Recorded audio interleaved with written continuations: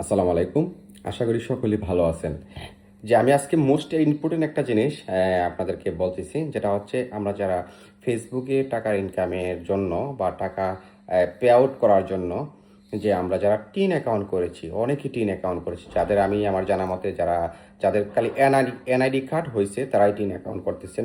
যা একবার অল্প বয়স, আসলে তারা একদম অল্প বয়স, তারা আসলে টিন অ্যাকাউন্ট করার বয়স হয় নাই বা টিন রিটার্ন দেওয়া বা এরকম কোনো কিছুই নাই, বাবার হোটেল লেখা এরকমও আমি দেখেছি যারা টিন অ্যাকাউন্ট করেছেন বা পরবর্তীতে করবেন, ডিসিশন নিচ্ছেন।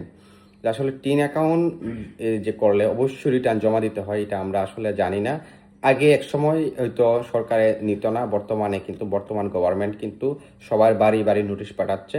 এবং আমার এলাকায় আজকে 5-6টা নোটিশ আসছে আমার হাতে, আমি এগুলো নিজেই পড়ছি।